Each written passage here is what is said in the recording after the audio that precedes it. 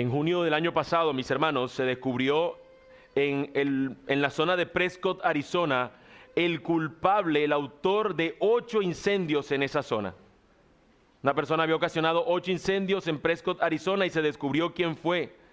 Se trataba de manera increíble, mis hermanos, de un bombero que pertenecía al departamento de bomberos de esa región. Las investigaciones terminaron llevando al bombero en cuestión a terminar confesando que él había participado en tales incendios. Y cuando se le preguntó por qué habías hecho esto, por qué él había ocasionado estos incendios, esto fue su respuesta: provoqué los incendios por aburrimiento, por represalia contra un ex jefe y por búsqueda de emociones. A este hombre no le importó nada lo que le pasara a otros o las propiedades, aunque no murió ninguna persona, pero no le importó las propiedades que quemó, ni los lugares, campos y demás lugares que quemó, sino que simplemente él pensó en él y en la emoción y en la pérdida del aburrimiento que esto le podía ocasionar. Este bombero, en un acto de irresponsabilidad a su labor y al cuidado de los demás, trajo un fuego que afectó a la comunidad, que era lo que él estaba llamado a proteger, a cuidar, a evitar que un incendio, que un fuego los quemara. Y aunque no hubo ninguna persona físicamente afectada tras estos incidentes, el peso de la ley cayó sobre el bombero y, por supuesto, la desacreditación. Ya no podía ejercer como bombero. Evidentemente, por causa de haber traído este fuego a la gente que tenía que servir, claramente él fue destituido de su labor. Ante una situación así, es muy probable que todos estemos pensando: claro, esto es justo, hizo lo malo que tiene que hacerse, pagar. A lo malo que ha hecho, él tiene que pagar, y todos decimos, ante una terrible falta, se requiere de que una persona reciba un juicio y termine pagando las consecuencias de sus actos. Las personas a esto suelen decir: sí, por supuesto, el que hace algo malo merece que lo pague. Pero cuando una persona actúa en contra de Dios o en contra de sus decretos y mandatos, no piensa igual. Cuando se trata de no tener en cuenta la ley de Dios, las personas dicen: Dios es bueno. Dios es demasiado amoroso como para ponerse en pequeñeces de que yo haya faltado un mandato. Dios me ama. O esta expresión aún más retadora cuando decimos o cuando se dice: solo Él puede juzgarme. Eso es algo terrible. La gente cree que eso es simplemente un salvaguarda, es todo lo contrario. Imagínense el juez santo y justo del universo diciéndole: solo tú puedes juzgarme. Imagínate que si me juzga otro, yo puedo decirle: a ver. Tú no tienes nada que compararte conmigo, si eres otro pecador igual que yo. Podría ser, ¿no? Pero a Dios, ¿de qué manera podemos salirnos del juicio de Él sobre nosotros? Cuando decimos esa expresión así tan libremente: solo Dios puede juzgarme. Eso es algo que el pastor Alejandro, quien está en Cincelejo ahora, va a estar predicando algo similar a eso. Con la misma vara que mide seremos medidos, y tiene que ver con este asunto de cuando las personas dicen esto de manera frecuente. Las personas, como ven que Dios no obra de manera inmediata, entonces piensan: Dios se le olvidó lo que yo hice. Dios simplemente me la dejó pasar y no pasa nada. Es decir, ese fuego, ese tal juicio no vendrá, no me quemará. Entonces, ¿de qué me preocupo hoy? ¿Para qué tengo que vivir de una manera como Él me pide? El profeta Jeremías menciona que aquí, en este pasaje que vamos a ver el día de hoy, está sucediendo algo similar. Los individuos en cuestión a quienes Él va a señalar pensaban similar. Dios no va a atacarnos. Ese tal fuego que viene sobre nosotros no es cierto, es mentira. No nos va a pasar absolutamente nada. Los reyes de Judá pensaron: el Señor no hará eso. Él nos seguirá sosteniendo, Él mantendrá su pacto. Y por eso a ellos no les importó mantener un estilo de vida idólatra, teniendo a su disposición todos los ídolos posibles y terminar adorándolos. Los reyes eran llamados a traer libertad y justicia al pueblo, a la nación, y eso fue todo lo contrario a lo que hicieron. En este texto nosotros vamos a encontrarnos con un rey que es antecesor a todos estos, llamado Josías, que recordarán ustedes que fue el rey que estaba gobernando al principio del libro de Jeremías. Y este rey se caracterizó por precisamente actuar con buen juicio, con buen decreto, con rectitud ante los ojos del Señor, y todo ídolo que encontró lo fue destituyendo, o más bien destruyendo los altares donde estaban adorando esos dioses. Este rey se encargó de eso. Y Josías fue el rey que, cuando vio los rollos del Señor, la ley del Señor, que había sido abandonada, y se dio cuenta que él y su pueblo la habían abandonado, se rasga sus vestiduras y busca con toda su fuerza, con toda su intención, a que el pueblo vuelva a la adoración al Señor. pero ahora sus descendientes son los que han seguido como reyes tras la muerte de esto, y ninguno está haciendo lo agradable ante los ojos de Dios. Porque pensaban, Dios no ha hecho nada, Dios no nos ha castigado, Dios no nos castigará. El fuego podría quemar, pero a nosotros no nos quemará. Lo terrible es que ellos estarían jugando con fuego y sí que se terminarían quemando. Según estadísticas, mis hermanos, el 90% de los incendios forestales son ocasionados por la acción humana. Según la Biblia, en los tiempos de los reyes, los incendios o juicios recibidos por el pueblo de Dios eran ocasionados no en un 90%, sino en un 100% por la actividad de los reyes. ¿Por qué? Porque los reyes eran representantes del pueblo de Dios. Si ellos hacían lo agradable ante los ojos de Dios, el pueblo terminaba replicando lo mismo y hacía lo agradable ante los ojos de Dios. Y en el tiempo que estuviera ese rey gobernando, el pueblo estaba bien con Dios. Pero si el rey hacía todo lo contrario y aborrecía al Señor y buscaba a los ídolos, ¿saben qué hacía el pueblo? Seguía al rey. Lo que hacía el rey, eso lo seguía el pueblo. Los reyes eran como el bombero aquel, los que ocasionaban el incendio que traía fuego sobre los demás que ellos tenían que proteger, que ellos tenían que gobernar. Los reyes jugarían con fuego y se iban a terminar quemando. A veces solemos vernos distintos a los reyes y nos olvidamos que nuestro Dios mismo dice que Él, como lo cantamos ahorita, es fuego consumidor. Es un Dios que juzga con justicia, y aquellos que son contrarios a Él, terminará Él como fuego consumidor, también yendo sobre ellos. Y esto es lo que yo quiero que recordemos de manera continua en este sermón. No juegues con fuego, porque te vas a quemar.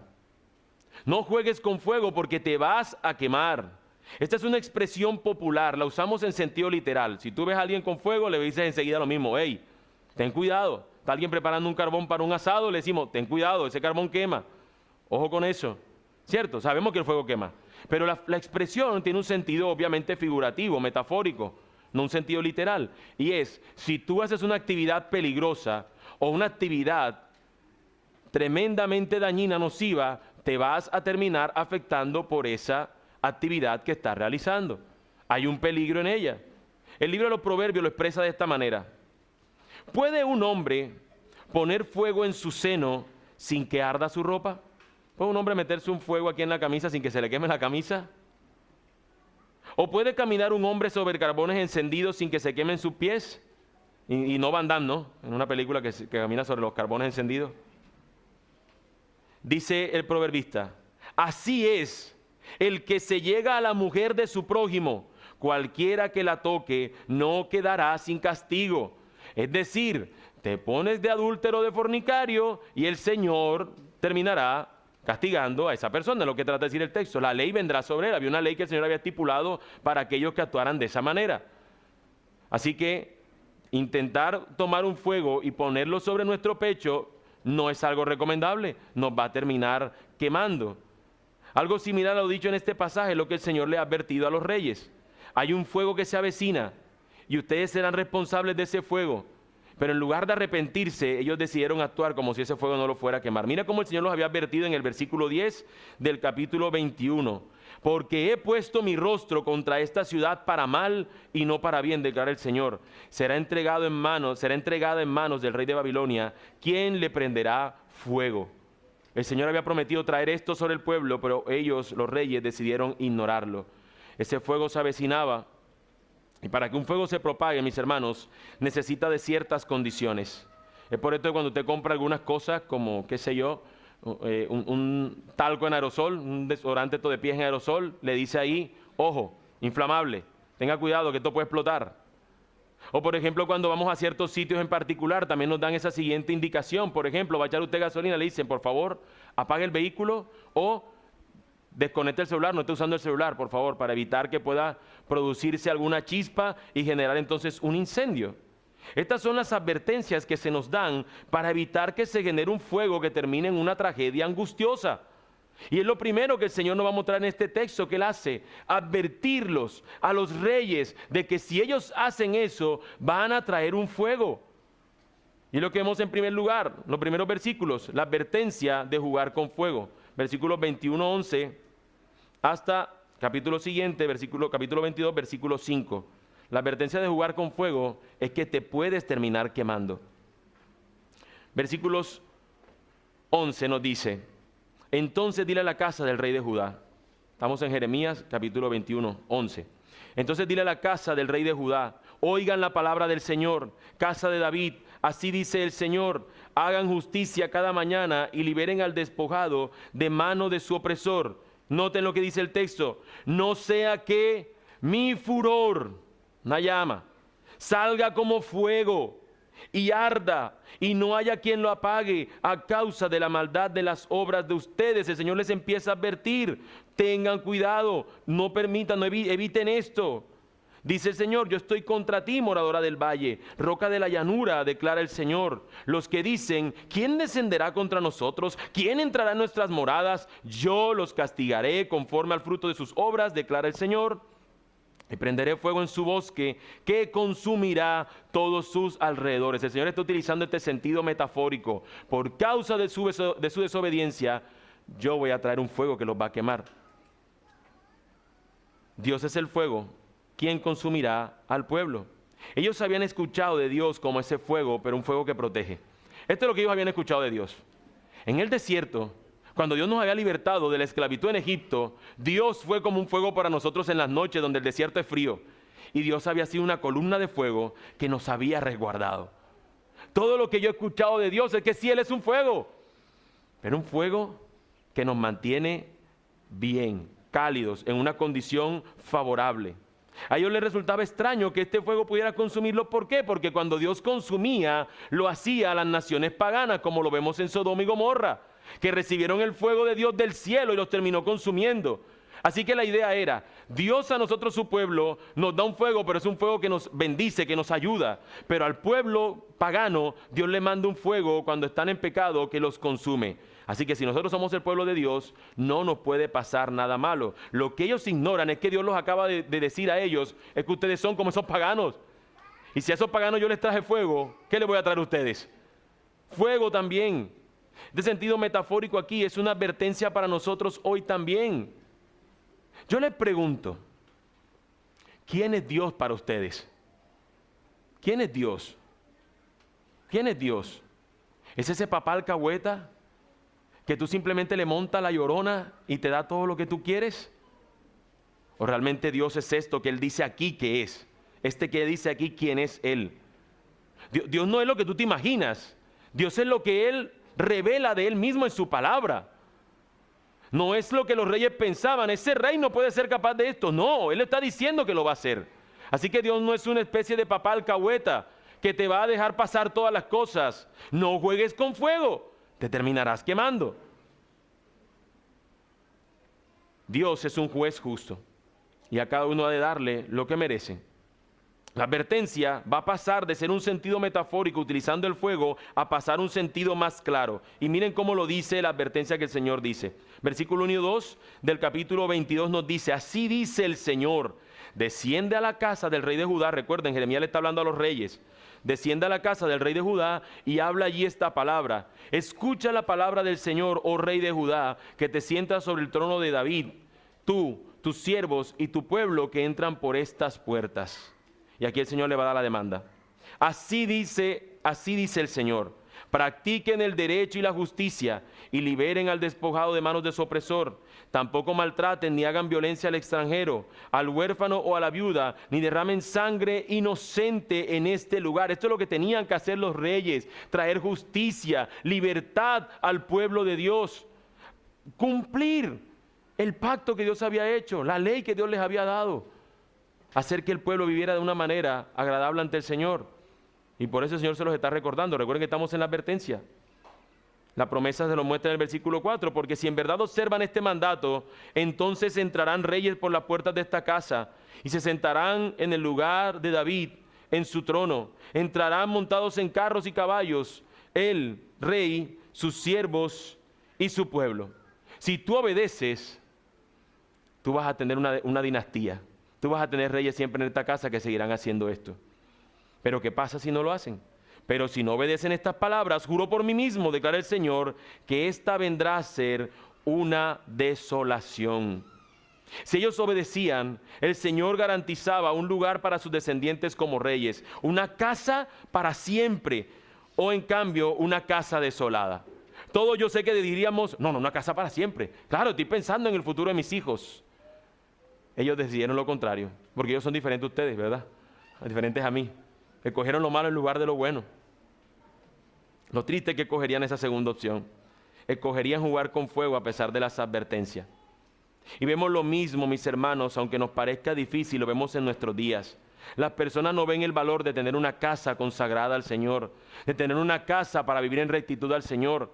Las personas construyen su casa, su hogar, en sus propios cimientos, en lugar de que sea el Señor quien erige su casa. Las personas buscan que el fundamento para que su hogar crezca es lo que ellos interpreten, lo que ellos quieran, lo que ellos digan, en lugar de ser lo que Dios determina. ¿Cuántos no han crecido en hogares de padres cristianos y aún así han decidido darle la espalda al Señor? ¿Cuántos no han decidido que su hogar no van a crecerlo sobre los principios de la palabra de Dios? ¿Cuántos aquí presentes no son testigos de eso? ¿Cuántos aquí presentes no pueden decir, sí, mi papá, hasta pastores, hijos de pastores nos encontramos a veces diciendo, no, yo prefiero otra cosa? Y aquí es lo mismo que está diciendo este rey.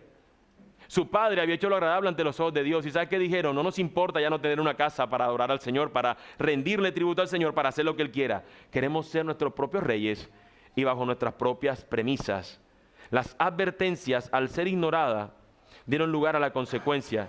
Y en el caso de los reyes de Judá, es lo que vamos a ver a continuación. Vimos la advertencia, ahora vamos a encontrarnos con la consecuencia de jugar con fuego. Versículos 22, 6 hasta el versículo 30. La consecuencia de jugar con fuego, mis hermanos, es que te terminas quemando. Te terminas quemando. El pueblo quiso ser desobediente, por medio de los reyes, quiso ser desobediente al Señor. Terminó haciendo todo lo desagradable ante el Señor y terminaría pagando las consecuencias. Las personas creen que pueden hacer lo que quieran y no pagar las consecuencias. Muchas veces hay videos que usted encontrará en las redes sociales que dirá, el karma existe, o le pasó el karma enseguida, no sé cómo es que dicen, pero son cosas que alguien que hace algo malo e inmediatamente viene y le pasa algo malo a ellos también. Le pegan, hubo uno que me causó curiosidad, que fue un jugador de fútbol, le metió una patada a otro y el otro tipo sale volando y con la misma pierna que lo impulsa le pegó a este aquí y este fue el que se privó. Es una cosa increíble. Entonces a veces las personas quieren hacer cosas y no se dan cuenta de la consecuencia de sus propios actos. Y esto es lo que los reyes estos están haciendo aquí. Usted no sabe quién soy yo. Es una expresión que utilizamos, que escuchamos con frecuencia. Usted no sabe quién soy yo. Cuando las personas tienen poder, expresan eso de esa manera. Es que ustedes no saben que yo soy rey de Judá. Y a mí no me va a pasar nada. A mí no me va a ocurrir nada malo. Los reyes aquí en esta historia se creían, mis hermanos, invencibles. Creían que para ellos no les iba a pasar nada. Y miren lo que nos dice el texto, porque así dice el Señor, versículo 6, acerca de la casa del rey de Judá. Eres como Galaad para mí, como la cumbre del Líbano, pero ciertamente te convertiré en un desierto, como ciudades deshabitadas. ¿Te das cuenta de lo que el Señor dice, cómo lo expresa? Tú eras algo para mí, hermoso y que yo amaba, y ahora te vas a convertir en algo que detestable, en algo que voy a destruir. Designaré contra ti destructores, cada uno con sus armas, y cortarán tus cedros más selectos y los echarán al fuego. Pasarán muchas naciones junto a esta ciudad, y cada cual dirá a su prójimo, ¿por qué ha hecho así el Señor a esta gran ciudad? Entonces responderán, porque abandonaron el pacto del Señor su Dios, y se postraron ante otros dioses y les sirvieron. Esta es la razón del por qué ellos van a vivir eso. Porque en lugar de tener al Señor como su Dios y centrarse en Él, lo que terminaron haciendo fue hacer todo lo contrario. Por tal razón iban a recibir el castigo. ¿Y sabe qué es lo más increíble? Que ellos lo sabían. Ellos lo sabían. Cuando les preguntaban, ellos dijeron, no, yo no sé por qué Dios hizo esto, la verdad no lo sé. No, esto no pasó por desobedientes. Esto nos ocurrió por no atender cuando el Señor nos llamaba. Esta gente era quienes debían hacer esa bella labor de guiar al pueblo, los reyes, pero decidieron jugar con fuego. Y nosotros, mis hermanos, jugamos con fuego también. Cuando somos conscientes que hemos hecho algo sabiendo que desagrada al Señor y aún así lo hacemos. Cuando sabemos esto que hago, que voy a hacer, que voy a decir, que voy a pensar, es pecado. ¿Y sabe qué decimos? Oh Señor del cielo, me detengo en estos momentos, no voy a caer en esto. ¿Qué sabe qué decimos? Lo mismo que los reyes. Voy a hacerlo. Y si pasa lo que pase, bueno, ya lo hice, pero ya sé por qué lo hice. No hay ninguno. En pocas veces nosotros no sabemos por qué. No sabemos si algo es bueno o es malo. Rara vez entramos en ese bache donde decimos, ¿esto será o no? Normalmente las personas sabemos que lo que estamos haciendo es agradable o desagradable al Señor. Pero aún así, las personas deciden hacerlo. Como si el fuego no quemara, lo cual no es cierto. Pero sepan lo siguiente. Dios no da opiniones para que las consideremos. Dios nos da mandatos para que los obedezcamos y aún así nos da la fuerza y el poder para obedecerlos. Dios no te da sugerencias, Dios no te da opiniones. Dios no te dice, si no quieres no robes. Él te dice, no robarás. Si no quieres, no adulteres. Él que nos dice, no adulterarás, no fornicarás, no cometerás adulterio. Dios es categórico. Dios nos dice, es o no es. Pero muchas veces lo que decimos es, con un corazón engañoso, consideramos que lo que Dios nos dice es una opinión, por eso podemos ignorarla o por eso podemos considerarla si es que queremos. Y eso es cierto en los reyes a quienes se va a dirigir el profeta Jeremías. Lo siguiente del texto, que vamos a ver en el texto, son 3 ejemplos de los reyes que siguieron a Josías, el rey que vimos que hizo lo agradable ante los ojos de Dios. Los reyes que siguieron los va a poner aquí Jeremías de ejemplo. Ejemplo de los reyes que no tuvieron en cuenta al Señor y lo que Él enseñaba. El primer ejemplo es el rey Salum. El rey Salum, que lo vemos de los versículos 10 al 12. Miren cómo presentan al rey. Versículo 10. Es de las presentaciones más tristes. No lloren por el muerto, ni hagan duelo por él. El muerto del que está hablando es él, el rey ese. No lloren por ese muerto, ni hagan duelo por él. Lloren amargamente por el que se va cautivo, porque jamás volverá ni verá su tierra natal. Ese rey iba a morir, pero iba a morir también en cautividad. El rey Salum es el rey por el que no deben llorar. Miren lo que dice el versículo 11 y 12. Porque así dice el Señor acerca de Salum, hijo de Josías, rey de Judá, que reinó en lugar de su padre Josías y que salió de este lugar. Nunca más volverá aquí, sino que en el lugar a donde lo llevaron cautivo, allí morirá y no verá más esta tierra. El rey en la Biblia, en la porción de tanto de los reyes, no aparece como Salum, sino que aparece como el rey Joacás, era otra manera como era llamado este rey. Este rey reinó solamente 3 meses. Su padre Josías, este rey del que les hablo, que hizo lo agradable ante los ojos de Dios, que quitó todos los altares, este rey peleó contra el faraón Necao, el faraón en Egipto. Y cuando va a la batalla a pelear contra Necao, Josías muere. Y entonces le sigue en el reinado su hijo Joacás o su hijo Salum en este caso. Pero él reinó 3 meses porque Necao lo terminó quitando del reino y puso en su lugar a su hermano del quien vamos a hablar ahorita. Ahora, este rey sería llevado cautivo a Egipto y de allí no volvería jamás. Y lo que está haciendo aquí Jeremías es haciendo una comparativa, una especie de defensa acerca de lo que implica seguir al Señor. Y atentos a esto porque es simple. Él les está diciendo, ustedes pensaron que fue mal Josías porque murió contra Necao. Mira, Josías todo lo que hizo fue bueno para el Señor, para que al final termine muriendo ahí en una batalla contra un faraón pagano. ¿Para qué sirve seguir al Señor? ¿Para qué sirve hacerlo agradable ante los ojos de Dios? ¿Y sabe qué está pasando? Que aquel que hizo lo desagradable ante los ojos de Dios y que lo sucedió en el reino, en el trono, solamente duró 3 meses y sería llevado a la nación pagana y terminaría muriendo allí. De manera que lo que está diciendo a él es que sí vale la pena seguir al Señor aunque muramos. Este rey sería uno que quedaría sin esperanza. Este rey es uno que no podría volver a la tierra donde reinaba, a juntarse con el pueblo que debía reinar. Ese rey jugó con fuego y se terminó quemando. Dios lo desterró y allí moriría sin nombre y sin tierra. Pero mis hermanos, nosotros tenemos un mejor rey, Jesús, que mientras este murió en la ignominia, sin nombre, sin nadie que pudiera recordarlo, nuestro Señor es el nombre sobre todo nombre. Este rey se terminó siendo llevado y nunca más volvió a estar en el trono de su pueblo. Pero en cambio nuestro Jesús, cuando resucitó y es visto por sus apóstoles, le dicen: no se preocupen, este que está ascendiendo y que hoy no ven, lo van a ver volver. Él está ahora sentado a la diestra del Padre, gobernando, y desde allí va a venir a juzgar a vivos, a muertos, a justos e injustos. Jesús es nuestro Rey. Aunque no jugó con fuego, sí recibió la ira de Dios, para que los suyos no la recibiéramos y así no fuésemos desterrados, sino que pudiéramos alcanzar una patria eterna y celestial y nunca ser expulsados de ella.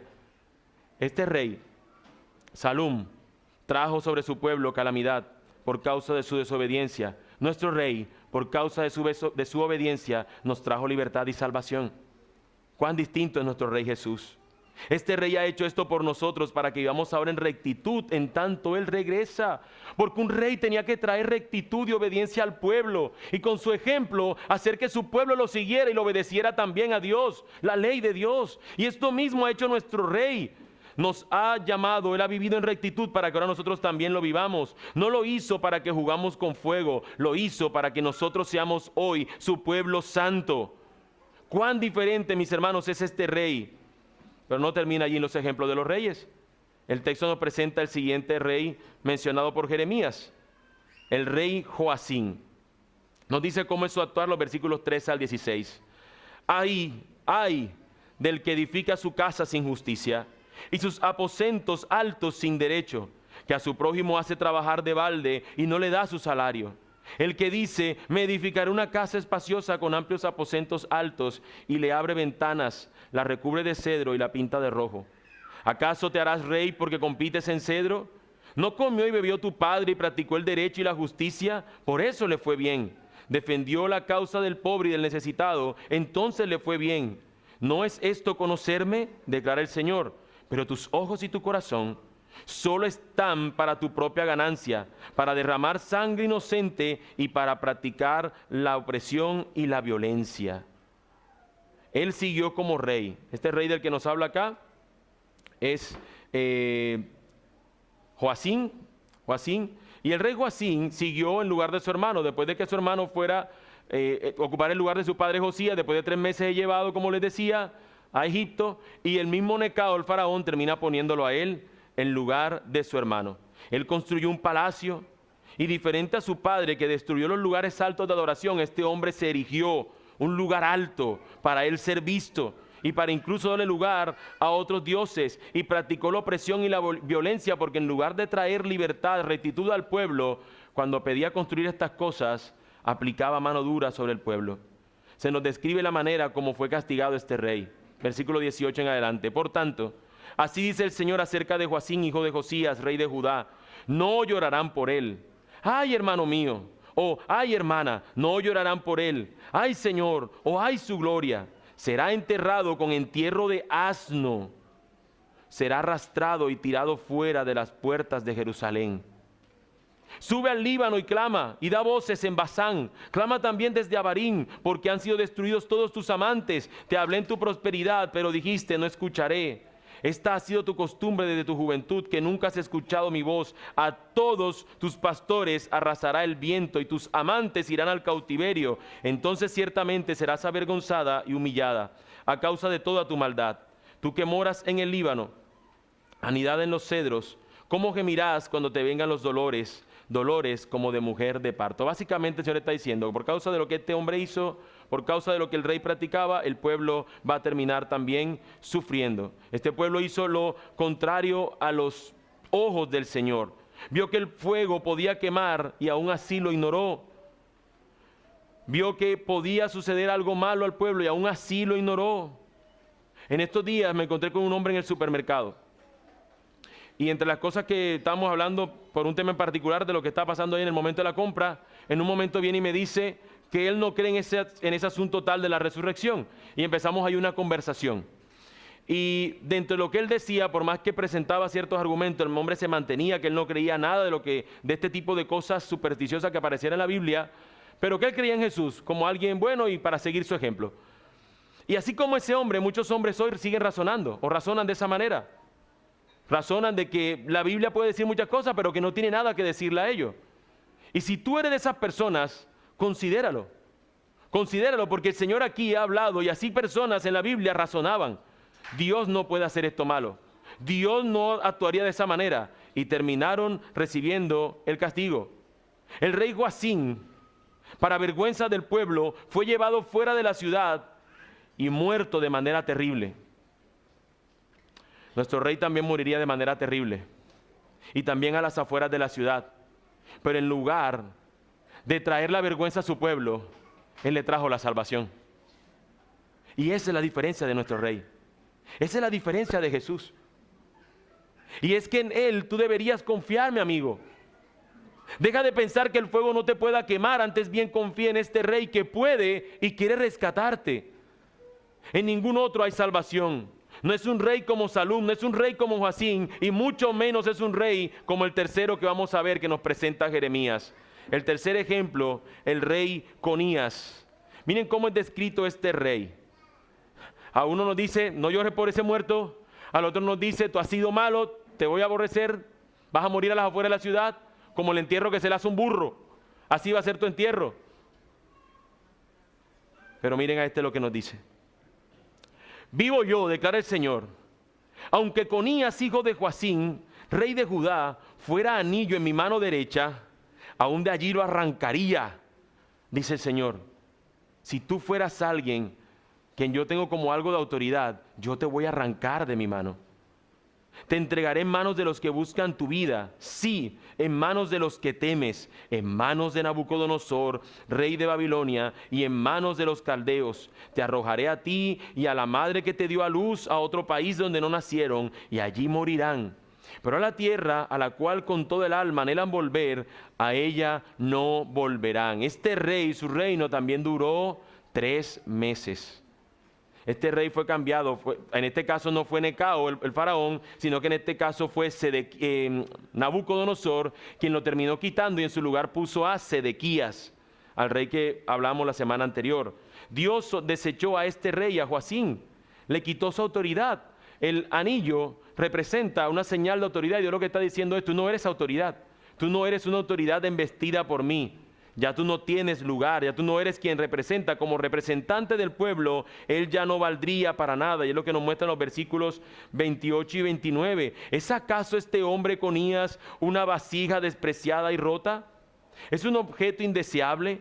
Porque han sido arrojados él y sus descendientes y echados a una tierra que no conocían. ¡Oh tierra, tierra, tierra! Oye la palabra del Señor. Así como el rey era, así era su pueblo. Por causa de este rey, el pueblo sería como una vasija rota, desechada, por causa de lo que el pueblo había hecho. Y el Señor entonces hace un llamado con insistencia a la tierra. Oh tierra, tierra, tierra, oye la palabra del Señor. Un rey que dejó de ser el rey de Dios en el lugar de Dios, en el pueblo de Dios. Dejó de ser este rey. El rey dejó de ser el rey que Dios enviaba. Ya no era el rey que Dios había considerado. Y por eso termina el texto presentándonos el veredicto final del Señor. Y noten con atención la crudeza, la fuerza, lo temible de esta declaración del Señor. Así dice el Señor: inscriban a este hombre como sin hijos, hombre que no prosperará en sus días, porque ninguno de sus descendientes logrará sentarse sobre el trono de David, ni gobernar de nuevo en Judá.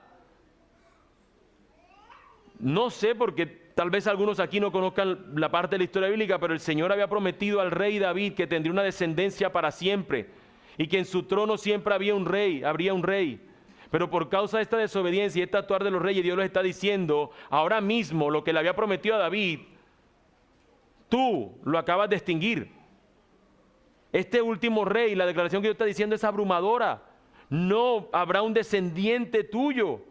Y entonces nos va a dejar la pregunta, pero si Dios prometió que habría un descendiente de David, y aquí nos está diciendo que no habrá uno por parte de este hombre, que es el último de la dinastía de David, que estaba reinando, que estaba gobernando. La vasija se le rompió a este hombre en sus manos. Hermanos, básicamente lo que hacían estos reyes era lo siguiente. No sé si alguno de ustedes hizo algo tan malo como esto, pero que usted entraba a algún lugar y sin querer tropezaba algo y se caía y se rompía. Entonces usted decía, lo acomodaba y usted decía, yo no voy a pagar esto. que el que viene lo pague. Y lo dejaba ya acomodadito y venía el siguiente, ¡pum!, lo tropezaba. Y si lo veían, lo tenía que pagar, pero si no, ¿qué hacía ese hombre? Lo acomodaba él también. Lo dejaba allí, ya estaba más roto, pero lo acomodaba. Y seguía al siguiente. Eso es lo que estaban haciendo estos reyes. Estaban destruyendo, hasta que la vasija se rompió, ya no tenía más posibilidad de que se pegara. Se despedazó completamente. Ya no había ningún tipo de pegante que pudiera solucionar lo rota que estaba la vasija. Este hombre es este causante, finalmente a él a quien se le quiebra la vasija. Y ya Dios dijo, ya, hasta aquí. Hasta aquí. Dios hizo un pacto con David y parece que al igual que la vasija, también se hubiese roto. No habría esperanza de un rey. ¿Quién entonces se sentaría en el trono de David, su padre? ¿Quién entonces se sentaría y podría traer la rectitud y la justicia al pueblo de Dios? ¿Quién podría hacerlo? Es Jesús, este rey que vendría de David y que cumpliría el pacto de reinar sobre su pueblo para siempre. El rey Conías sería desechado como un anillo que ya no merece ser portado. Su autoridad como rey le fue quitada. Nuestro Rey Jesús, en cambio, le fue conferida toda autoridad y está sentado a la diestra del Padre, donde ha de venir a juzgar a vivos y a muertos. Los descendientes de David ya no ocuparán el trono, ya no podrán gobernar al pueblo y muchos menos ser sus representantes. Pero nuestro Rey Jesús es ese que se menciona, que es el Hijo de David, está sentado en el trono para siempre y los suyos estarán consigo, con él, por siempre, pues él ha llegado a ser su representante. Nuestro rey es diferente. Estos reyes, mis hermanos, jugaron con fuego y se terminaron quemando. Ellos eran llamados, como aquel bombero, a extinguir el fuego en lugar de ser aquellos que lo ocasionaron. Y trajeron el fuego no solo sobre ellos, sino también sobre aquellos a quienes reinaban. Si tú ignoras esto y crees que te puedes salir con la tuya al jugar con fuego, déjame decirte que te vas a quemar también. El llamado no es a que pruebes a ver hasta dónde llega la paciencia de Dios. No seas osado en desafiarlo. Antes bien, mira lo que Él ya ha hecho para librarte de tan terrible fuego. Envió a su Hijo a salvarte. Voy a cerrar con esta anécdota. Cuando yo era un niño, luego un adolescente, como muchos aquí, había algo que me causaba un terror profundo.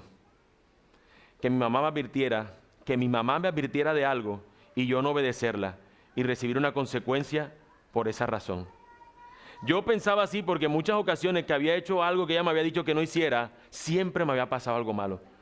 Yo tenía una especie de estadística mental, supongo yo. Y cada vez que hacía algo malo, ¡pum!, me pasaba algo malo y yo decía, no puedo desobedecer.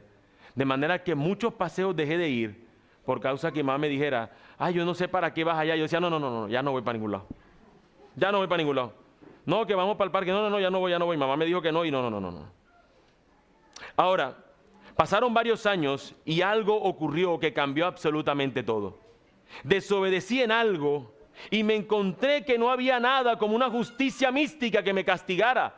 Hice algo en desobediencia y dije, ups, me va a pasar algo. Y no ocurrió. Y cuando no ocurrió dije, a lo mejor hoy falló la ley que yo pensaba que me iba a venir sobre mí. Y en otra ocasión desobedecí y no pasó nada. Y otra lo hice y no pasó nada. Evidentemente en ocasiones me encontraba con que era sorprendido. Así que en ocasiones me tomaba licencia en mi obediencia y salí en varias de ellas bien librado. Lo único que yo tenía que procurar era no ser descubierto. Ya no había una justicia mística. Había simplemente el que no fuera sorprendido para que yo no fuera ajuiciado o enjuiciado por parte de mi mamá. Y hoy en día, mis hermanos, mi corazón se ve tentado a pensar que puedo hacer lo mismo con Dios. Me veo tentado a ser un pirómano, a querer jugar con fuego. Pero que la realidad es que la razón por la que yo no me quemo es porque Él en su misericordia ha obrado para que el castigo, en lugar de recibirlo yo, lo haya recibido Cristo. Y ahora lo que se invita a mí es que yo sea uno que vive en obediencia, no por el temor a una justicia mística que venga inmediatamente sobre mí, sino por amor, porque soy hijo. Mi razón y mi llamado a la obediencia cuando era un niño no era por el temor a que algo malo me sucediera, era porque era hijo de esa mujer y cuando estuviera en la calle e hiciera algo malo me iban a decir, el hijo de Carmen hizo algo malo.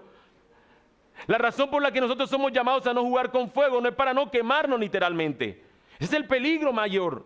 La razón es para que ahora nos detengamos y decimos, es que yo no puedo jugar con esto porque soy el hijo de Dios. Y como hijo de Dios no debo vivir así. Por amor a mi Padre me porto como aquellos que siguen lo que mi Padre enseña. Mis hermanos, Jesucristo es el Rey. Y este Rey tiene la capacidad de librarnos del fuego de la condenación. Él nos ha salvado. Y si tú eres de Cristo, también deberías llegar a saber esto. Has llegado a ser su hijo y eso no se pierde. Y estás aquí. Y no te quemarás si no te has quemado, porque Él te ha sostenido y lo sostendrá. Ahora, mi amigo, los que no conozco. Voy a mirar sobre algunos, no es directamente sobre ti, pero a quienes no conozco. A quienes no conozco. A quienes no sé cómo es su relación con el Señor. Esta no es una oportunidad para librarte de un fuego. Es una oportunidad para conocer algo inimaginable. Es una oportunidad para que conozcas a aquel que realmente transforma las vidas. Mira, ahorita cantábamos una canción que dice, el Dios que adoramos. Y toda la mayoría de los que vinieron aquí, vinieron con esa cuestión en mente. Vinieron a cantar al Dios que hemos venido a adorar. Estábamos cantando esas canciones. Y seguramente tú, al igual que otros, se quedó sin cantarla. Porque se nos preguntamos, ¿y yo a quién he venido a adorar? ¿Cómo así que un rey? ¿Cómo así que un Dios? ¿Cómo así que necesita mi adoración? ¿Cómo así que Él viene a reinar sobre mi vida? Bueno, todas esas preguntas, Él nos las fue respondiendo, al menos en mi caso, de a poco. Pero cuando Él vino a rescatarme, Él me transformó. Y no fue porque tuve miedo a un fuego, fue porque su amor fue más maravilloso que el fuego al cual yo le pudiera temer. Así que, básicamente este sermón ha sido, no juegues con fuego, entonces corre al Señor para salvarte de ese fuego. No, no juegues con el fuego que estás quemando, pero míralo a Él que es más precioso. Míralo a Él que es más hermoso. Y si tú te haces esta misma pregunta, cantemos conmigo, canta conmigo. O vamos a cantar, hermanos. Si tú has venido aquí a adorar al Señor, vamos a cantar al Rey que adoramos, al Dios que adoramos. Y mientras lo cantamos, pregúntate ahí, mi amigo, pregúntate tú que nos visitas hoy, ¿yo tengo ese llamado a adorar a ese Dios? ¿Cómo puedo adorar a ese Dios? Y si luego al final de cantar y de orar, tienes esa misma pregunta, esperamos ser la respuesta a esa necesidad de Dios que Él pueda darte el día de hoy, para que Él también sea al final el que te la suple. Vamos a cantar, mis hermanos, al Rey que hemos venido a adorar.